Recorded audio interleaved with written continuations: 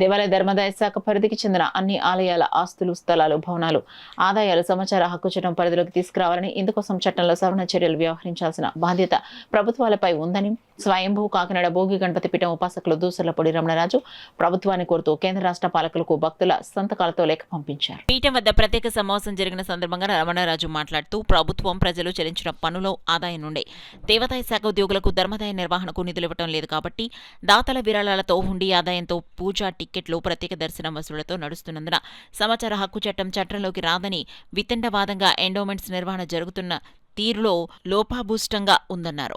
కొందరు పెద్దలు సుప్రీంకోర్టును ఆశ్రయించగా సమాచార హక్కు చట్టంలో ఎండోమెంట్స్ ను చేర్చకపోవడం వల్ల న్యాయస్థానాలు ఆదేశించలేవని పేర్కొనడం వల్ల వివిధ రాష్ట్రాల్లో ఎండోమెంట్స్ ఆస్తుల వివరాలు ఇవ్వటం లేదన్నారు. ప్రజల నుండి పన్నుల ద్వారా, విరాళాల ద్వారా ఆదాయం చేరుతున్నందున ఎండోమెంట్స్ నిర్వహణ ప్రభుత్వ పరిధిలో ఉన్నందున పారదర్శకత, జవాబుదారీతనం కల్పించాలని డిమాండ్ చేశారు. ముస్లిం వక్ఫ్ బోర్డు ఆస్తులను, క్రైస్తవ మిషనరీ ఆస్తులను ప్రకటిస్తున్న చట్టం ఎండోమెంట్స్ ఆస్తులను మినహాయించడం తగదన్నారు. పీఠం నిర్వహించిన ఆధ్యాత్మిక సమీక్ష సమావేశంలో రవికిరణ్, వీరప్రభాకర్రావు, నాగరాజు, అంజిబాబు, సాయి పవన్, వెంకటేశ్వరరావు, నూకరాజు, మనోజ్ కుమార్, వీర సత్యవేణి, సుబ్బలక్ష్మి, మహాలక్ష్మి, పద్మావతి, నాగలక్ష్మి, వెంకటలక్ష్మి, విజయలక్ష్మి, మల్లిక, స్వాతి కుమారి, నాగమణి తదితరులు పాల్గొన్నారు. శ్రీవారి సేవా సమితి, హరహర మహాదేవ భజన సమాఖ్య నిర్వాహకుల ఆధ్వర్యంలో కార్యాచరణ కమిటీ ఏర్పాటు చేశారు.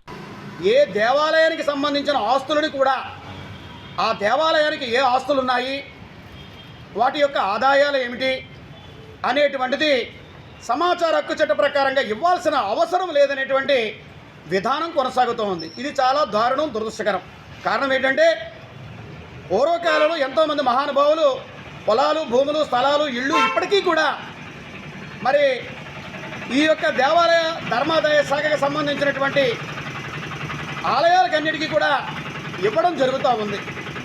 కానీ వాటి యొక్క వివరాలు మాత్రం సమాచార హక్కు చట్ట ప్రకారంగా ఇచ్చేటువంటి కార్యాచరణ జరగడం లేదు. కారణం ఏంటంటే దేవాదాయ శాఖకి సంబంధించినటువంటి ఉద్యోగులకి ప్రజల నుంచి వసూలు చేసే పన్నుల నుంచి జీతాలు ఇవ్వడం లేదు కాబట్టి దేవాదాయ శాఖ నిర్వహణ అంతా కూడా ఈ యొక్క ప్రభుత్వ నిధులతో ప్రమేయం లేకుండా భక్తులు ఇచ్చేటువంటి విరాళాలు డబ్బులతోటి, ఉండి డబ్బులతోటి జరుగుతుంది కాబట్టి లెక్కలు చెప్పాల్సిన అవసరమే లేదు అనేటువంటి దొడ్డిదారిలో లూప్ లేని వ్యవహారం చేస్తూ ఉన్నారు. కాబట్టి ఇది మంచి విధానం కాదు.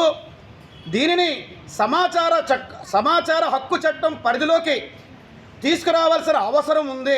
కారణం ఏంటంటే భక్తులు కూడా ప్రజలే, ప్రజలు కూడా రాజ్యాంగంలో భాగస్వాములే.